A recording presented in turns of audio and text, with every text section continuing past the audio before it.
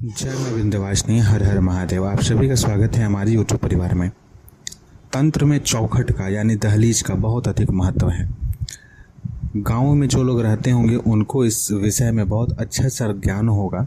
बड़े बुजुर्ग हमेशा कहा करते हैं कि चौखट के ऊपर पैर नहीं रखना चाहिए, चौखट के ऊपर सर रख के नहीं सोना चाहिए।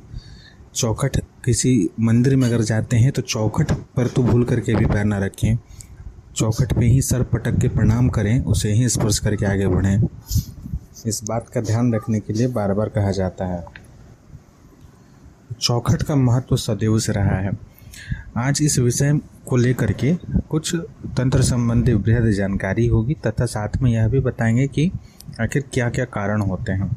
इससे पहले कि मैं आप सभी से निवेदन करूंगा, कृपया चैनल को जरूर सब्सक्राइब करें, वीडियो को लाइक करें, आपके प्रश्न हो तो कमेंट करें। टेलीग्राम ग्रुप का लिंक, सिद्ध साबरी विद्या नामक यूट्यूब चैनल का लिंक और अन्य सभी महत्वपूर्ण लिंक वीडियो के डिस्क्रिप्शन में दिए हुए हैं। आप एक बार अवश्य अवलोकन करें। जब कोई तंत्र विद्या का प्रयोग करके किसी के परिवार को, किसी के घर को बर्बाद करना चाहता है तो ये न किन प्रकरण किसी भी तरीके से सर्वप्रथम उसे उस घर के, जिस भी जगह में रह रहे हों, उनके घर के मुख्य द्वार पर स्थित अगर चौखट है तो उस चौखट में ही अपने विद्या का सबसे पहले प्रयोग किया जाता है, अथवा जिस जगह चौखट होना चाहिए उस स्थान पे ही जगह पर जाकर के तंत्र विद्या से उसको किलित करते हैं। जो व्यक्ति आपके परिवार के ऊपर तंत्र विद्याओं का प्रयोग करते हैं या करवाते हैं तो यह जरूरी नहीं कि जो तांत्रिक इस विद्या का प्रयोग कर रहा है वो स्वयं जाए। वह आपके परिवार के रिश्तेदार के जो भी लोग करवाएंगे वो एक बार आपके घर जरूर आएंगे, वहाँ से वो जो है कुछ चीज़ भेजेगा कि हाँ आप ये लेके जाइए। ज़रूरी नहीं कि वो कोई बहुत बड़ा वस्तु हो जिसको लेकर के जाने के लिए बोले। वो सामान्य शमशान का भस्म भी हो सकता है जिसको अपनी विद्याओं से अभिमंत्रित करके बोलेगा लेकर के जाओ, और सर्वप्रथम जो है उसे दरवाजे पर बोलेगा वापस आते समय किसी भी तरीके से उसके दहलीज पर बसे डाल देना। यह कार्य जरूरी नहीं कि दिन में हो या किसी भी समय में आपके जाने अनजाने में हो सकता है। दरवाजे पे कभी भी किसी अभिमंत्रित वस्तु का मिलना या कोई भी ऐसा पदार्थ, ऐसा चीज़ जो कि आपको लगे कि अरे यह चीज़ यहाँ नहीं होना चाहिए, यह मेरा नहीं है, वो सदैव हानिकारक होता है। चाहे वो राख हो, हड्डी हो, मांस का टुकड़ा हो, किसी वनस्पति से संबंधित कोई चीज़ हो, सांप की खींचली हो, किसी भी जीव जंतु का कोई अंग प्रत्यंग हो जो कि आपके घर के चौखट पे या उसके सामने मिल रहा है, तो सीधी सी आपको यह बात समझ लेनी चाहिए कि 95% तो यह वहाँ पर कुछ ना कुछ तंत्र का प्रयोग हुआ है। 5% यह मान लीजिए कि कोई दूसरा जीव है, कुत्ता बिल्ली है, आकर के वहाँ ला के छोड़ दिया, वह बात अलग हो जाती है। तो सर्वप्रथम जो है चौखट को कीलना, यानी कि तांत्रिक जो होते हैं चौखट को ही सबसे पहले कीलते हैं, क्योंकि चौखट पर स्थित जो शक्तियां होती हैं सीधे सीधे वो कहा जाता है कि आपके घर के ब्रह्म स्थान और ईशान कोण में स्थित देवताओं से संबंधित होते हैं।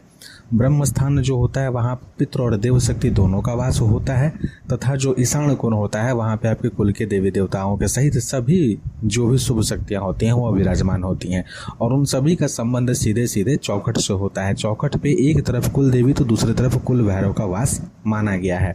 इसलिए आप बहुत सारे प्रयोग को देखिए, इस चैनल पे भी बताए हैं कि चौखट पे ही कुल देवी को बुलाने का प्रयोग करना है जिसको अपने कुल देवी के विषय में ज्ञान नहीं है। 3 महीने से लेकर 3 साल तक का समय लगता है अगर सही तरीके से साधना को किया जाए तो। 11-21 दिन में बहुत कुछ नहीं होता है। आपका प्रारब्ध अगर कट गया है तो 1 दिन में हो जाएगा, लेकिन सामान्यतः 3 महीने से 3 वर्ष तक का समय लग जाता है अगर आप तरीके से कुल देवी देवताओं की साधना करेंगे तो उनकी कृपा सही तरीके से पूर्ण रूप से प्राप्त होने में। और एक बार सक्षमता के साथ आपने कृपा को प्राप्त कर ली तो कोई सामान्य छोटा मोटा या फिर कोई बृहद प्रयोग भी अगर आपके ऊपर होगा किसी भी प्रकार का तो उससे आपको काफ़ी राहत रहेगी, आपके ऊपर प्रयोग आसानी से नहीं चलेगा। दूसरी बात तो आता है कि जब व्यक्ति चौखट पर स्थित देवी देव शक्तियों का अपमान करना आरंभ कर देते हैं तो उससे उनके जीवन में कष्ट आना आरंभ होता है। बड़े बुजुर्गों की बातों को ना मानने के कारण भी आज के समय में देखिए घरों में चौखट का होना कम हो गया है। जितने भी फ्लैट्स बन रहे हैं, डुप्लेक्स बन रहे हैं, जिस जगह भी लोग रहने के लिए भी वहाँ पे चौखट का चलन ही खत्म कर दिया गया है। 2 पल्ले वाले दरवाजों का होना ही खत्म कर दिया गया है। 1 पल्ला का दरवाज़ा रहता है और चौखट तो होता ही नहीं है। यह एक बहुत बड़ा विषय और कारण बन चुका है आज के समय में कि तंत्र का प्रयोग जो होता है सुगमता से हो जाता है। एक तरीके से चौखट किसी भी प्रकार की नकारात्मक ऊर्जा को आपके घर में प्रवेश करने से रोकने में सक्षम होती हैं। इसीलिए आप देखिए जितने भी साबर मंत्र इत्यादि हैं वहाँ पे बार बार चौखट लांघने से रोकने के लिए जितने भी बंधन मंत्र उसमें यह दुहाई दिया गया है महाशक्तियों को या किसी वैसे तंत्र सिद्ध शक्तियों को कि भाई चौखट को लांघने ना पाए, या चौखट अगर आप ऐसा किए तो चौखट पे पैर धरें, चौखट के ऊपर इस तरीके से करें, ऐसा दुहाई रहता है। तो चौखट की शक्ति का बहुत महत्व है। सामान्यतः भी जब दरवाजा अंदर से बंद होता है चौखट बाहर की ओर रहता है तो कोई भी सांप हुआ, वृश्चिक हुए, कोई भी वैसा चीज़ जो कि जहरीला कीटाणु होता है, छोटा मोटा जीव जंतु सांप जैसे रेंगने वाले जो जीव होते हैं वो घर में प्रवेश न कर पाएँ, इसलिए भी चौखट ऐसे भी ज़रूरी है। दूसरा चीज़ है कि कोई अगर वैसा जीव जंतु चाहे वो कुत्ता बिल्ली इत्यादि भी हो तो चौखट को लांघने से पहले सोचता है, क्योंकि सामान्यतः उसकी ऊंचाई अलग होती है। और इन सभी के सिवाय अध्यात्म और तंत्र में तो इतने सारे इसके महत्व हैं। जब आप इन सभी चीज़ों का अवहेलना करना शुरू कर देते हैं, अगर आपके घर में चौखट है और बार बार आप उसके ऊपर पैर रख करके जाते हैं, तो जितना बार आप पैर उस चौखट के ऊपर रख रहे हैं, या एक तरीके से यह कहा जाए कि आप अपने घर की शुभ जो ऊर्जा है उस ऊर्जा को दबा रहे हैं।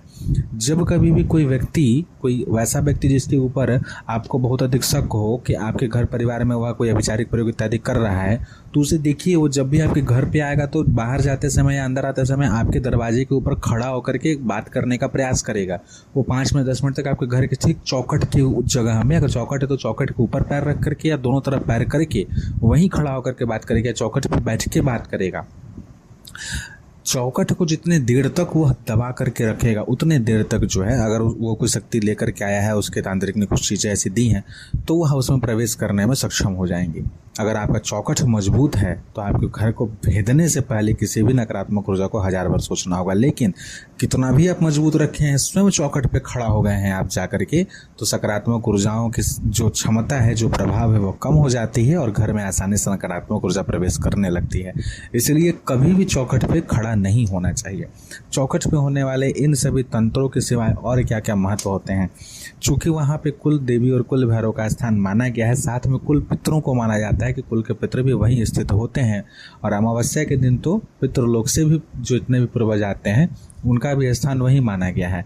यहाँ तक कि जीवित पुत्र का या अन्य इस तरह के व्रत जो होते हैं, आप देखिए चौखट पे ही सांस के निमित्त जल प्रदान किया जाता है। उत्तर प्रदेश बिहार के क्षेत्र में ये सभी चीज़ें होती हैं, वहाँ की महिलाएं अगर सुन रही हों तो वो रिलेट करेंगी। तो चौखट का महत्व इसलिए ही होता है, जब कभी भी रामनवमी हो, नवरात्रि हो व कोई भी विशेष पर्व होता है तो चौखट को टीका जाता है, यानी कि 5 या 7 जगह सिंदूर से उसमें चमेली का तेल अथवा सरसों का तेल या घी मिला करके या मीठा तेल मिला करके उससे हनुमान जी के नाम से चौखट को टीका जाता है, कहीं कहीं भैरव जी के नाम से चौखट को टीका जाता है, उस पर स्वास्तिक बनाया जाता है। इन सभी का महत्व इसलिए है ताकि शुभ शक्ति की ऊर्जा बढ़े और वहाँ पे देवी देवता इत्यादि जो भी स्थित हैं वो तृप्त होकर के रहें और उनके द्वारा हमारे घर को रक्षण प्राप्त हो। तो इसलिए ही कभी भी चौखट पे पैर नहीं रखना चाहिए। इस चीज़ को बार बार प्रैक्टिस में लाना चाहिए कि चौखट पे पैर ना पड़े।